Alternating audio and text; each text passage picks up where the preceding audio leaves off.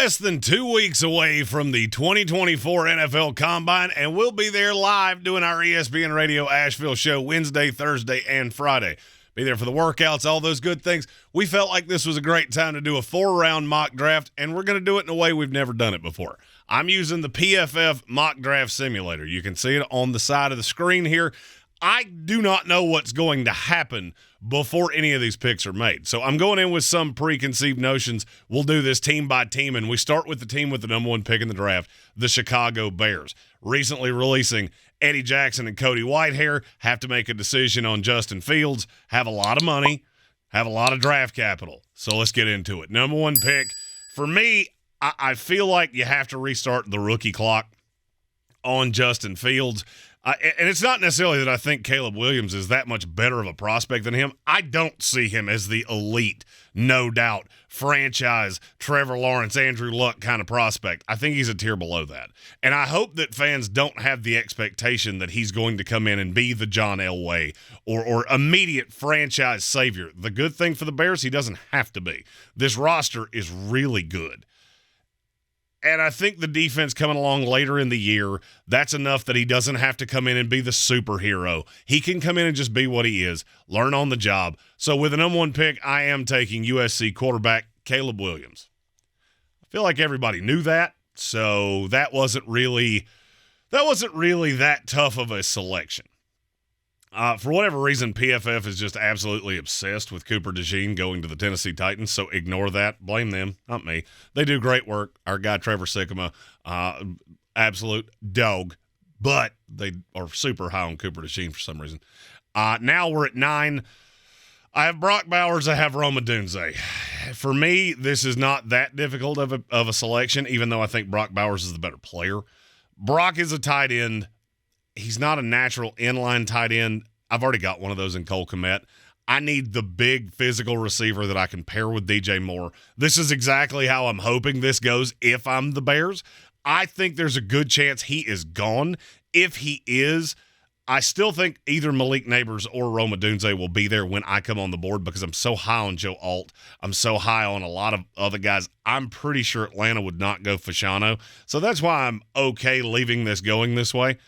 Even though it might not be the right teams, I feel like the board is going to look pretty similar to this. At number 9, I'll take Rome Odunze, wide receiver out of Washington. He's just such a good player. It was so obvious on tape. Some people are worried about the speed. I think he needs to have a big week in Indianapolis at the Combine. I think he's going to run. I'm curious to see what he runs, how fast he runs.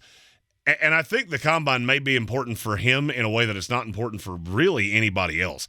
Because he could be the second receiver off the board after Marvin Harrison Jr. He's perfect fit there at 9 for the Chicago Bears. This is where I kind of fall into a different path than a lot of other people do. You're not going to see a Justin Fields trade in this mock, and I'll tell you why. I think it's more likely Fields gets moved right before the draft. I don't think it's that likely it's going to happen during it. It might. There are just so many teams that are so desperate for quarterbacks, and Chicago controls their own destiny at 1. I would think it's more likely that pick comes next year. I think it's 2. You could easily get a second-round pick. If you did, there are a slew of players that could be. I may do another one of these with Chicago just because that is such a variable. But here, I'm not going to do that. I hate mocks with trades this early because it's just so hard to forecast, and you're just shooting fish in a barrel, shooting in the dark. So I'm going to leave them with the picks they have. Their next selection is at 75. Not everybody is going to agree with me here, but I would love to see them add another edge player on the opposite side of Montez Sweat. For me, there are 2. One, I am not as in love with the fit here, even though he's higher on the board, and he's higher on my board. That's Javon Solomon out of Troy. He's really short. I kind of like the idea of standing him up, and I'm not so sure that that's where I want to go. I may go with the more polished pass rusher that I know he's going to come in, and he may only be able to rush the passer. I may have to do other things on specific rundowns, but I'm not sure of that. And I think the industry's sleeping on this guy. If you go back and watch the Colorado tape, he is phenomenal. It's Mohamed Kamara, edge rusher out of Colorado State. I know not a lot of people know enough about him. I think he is absolutely out of this world good. You can see on the screen that I'm putting the PFF grades. I mean, it was an 85.9 this year.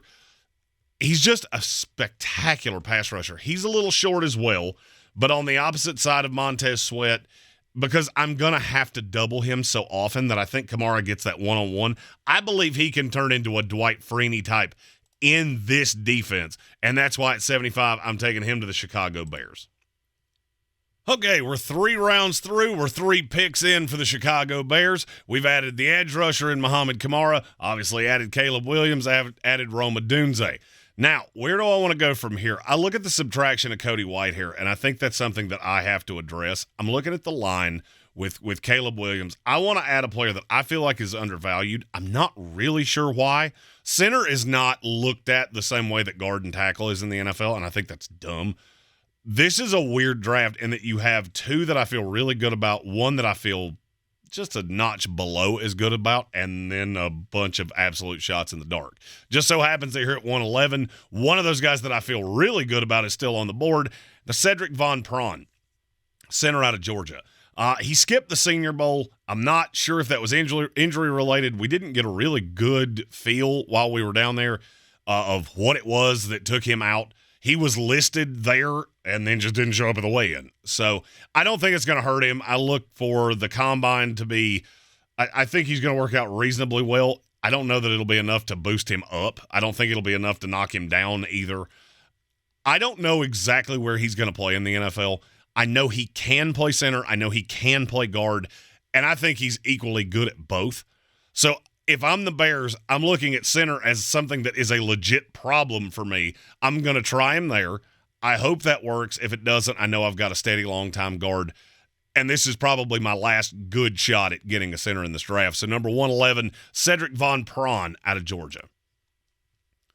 123 is the last pick that I have. There are a slew of players that I am interested in, and I'm just going to look at the board here for guys that I could be interested in. Zach Zinter, I think, would be a really good value had I not just taken Von Pran. Cam Hart, I'm not going to take him solely because I don't see a way that he's here. Christian Jones, I would say the same thing. I've already added the wide receiver, so I don't think I have to do that. I'm looking to a corner here. And like I said, I'm going to call Cam Hart because I don't see any way that he's actually here. And it comes down to a handful of players that PFF and I don't necessarily 100% agree on. Johnny Dixon, I like a considerable bit. I think he should be higher than this. Marcellus Dial, I like a good bit. I think he should be higher than this. I'm going to settle on Chau Smith Wade,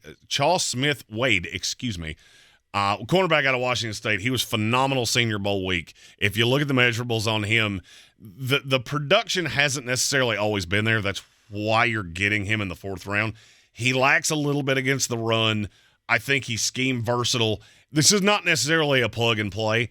I was afraid after the combine that he was just going to be a player that shot up boards.